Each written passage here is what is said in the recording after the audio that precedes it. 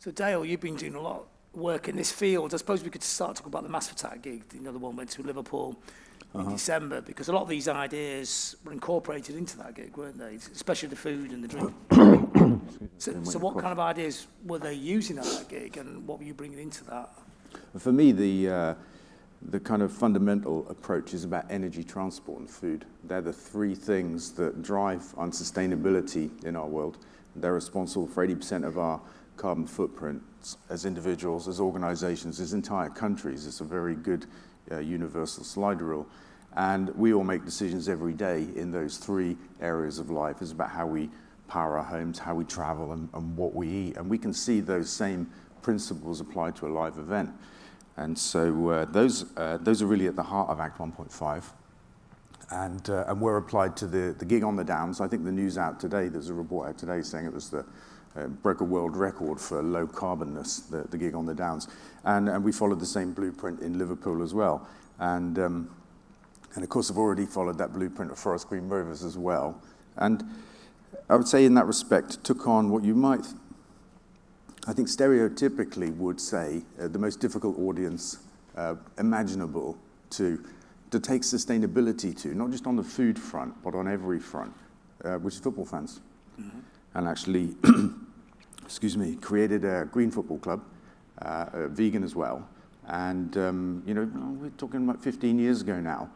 And what we found is that through the medium of sport, and the same is true in the live sector as well, which is why I'm involved in it, it's a platform to reach people. So people came to our football club. Yes, they were skeptical to begin with, but if you fast forward to today, our fans have gone veggie and vegan. They're buying electric cars and solar panels, and they're talking to me about it and to other people about it. And other football clubs are coming to us.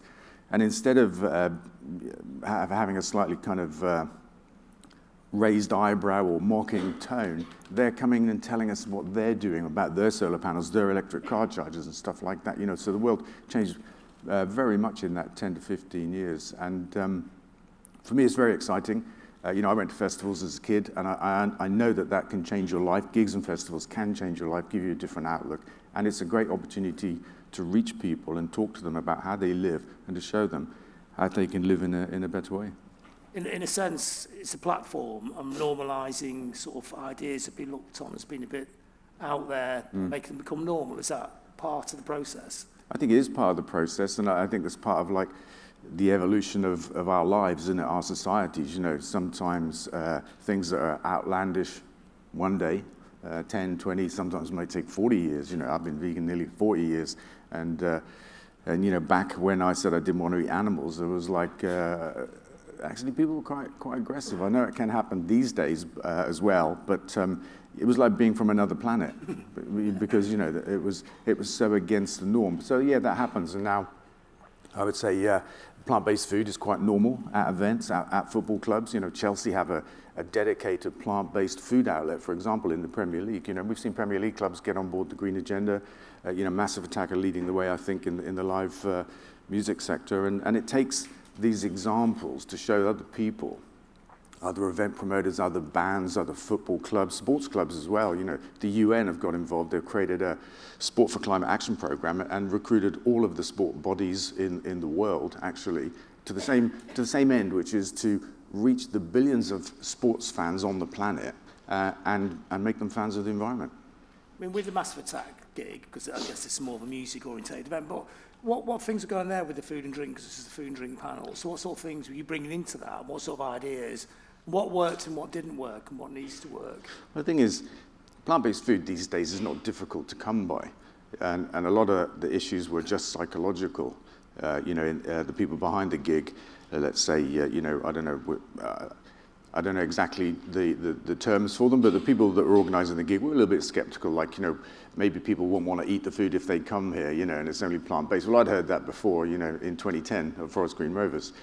Knew that wasn't true. And for the caterers as well, the traders themselves, some of them were more on board than others, but to actually get plant-based options is really easy. We all know that, right? They're everywhere. Supermarkets are full of them. So it's never been easier, actually, to do a thing like that. So all the catering was plant-based.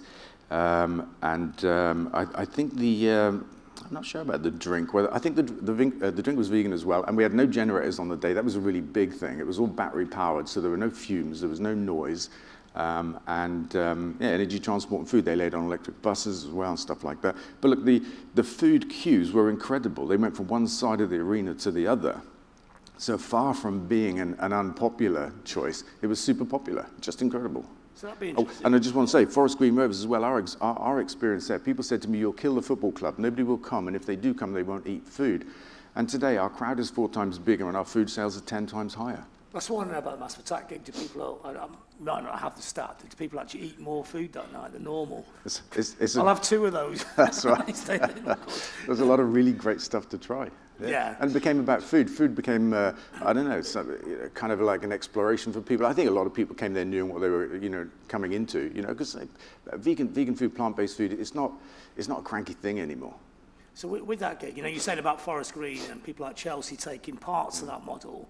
Is the Massive Attack gig actually influenced other gigs and other promoters, or are we still in very early days with this? Yeah, I think it is having an influence for sure.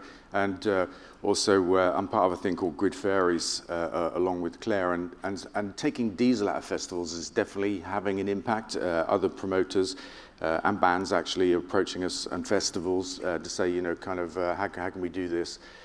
So I think on all the fronts, and this is how the world works. People see other people doing something for the first time, see them getting plaudits for it, and appreciation from customers, audiences as well, and stuff like that. And they think, well, maybe I should look at that. And also, I think, is it a business model as well? It's actually a way of making money and a way of not wasting money as well. And this is not a luxury thing, is it? It shouldn't be.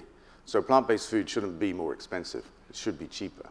Mm-hmm. But it is premium priced in supermarkets, that's one of the things I'd quite like to change, because it ought to be an economic choice. In the same way that green energy has become an economic choice in our country today, it's no longer about ice caps and polar bears, the conversion to 100% green energy. It's about jobs and GDP and lower energy bills, and that's a very persuasive argument for people. I think fundamentally that's the arguments that will win the whole, especially in the current climate, even though it's like the wrong reason to get the right result. That's right. Who cares? That's like there are 3 reasons to be vegan, right? One is for the animals. The animal farming industry is absurdly cruel. Another is for human health, because animal diets are driving all of the chronic diseases that affect us later in life. And the third is for wildlife. Actually, there's 4. The third is for wildlife, because we're taking all of the land from wildlife to grow plants to feed animals in this incredibly inefficient system to feed ourselves with animals. And of course, animal agriculture is also one of the biggest global drivers of the climate crisis. But I don't care which reason you choose, right? Who cares? Yeah, as long as we get to somewhere towards the end point. Yep. Yeah.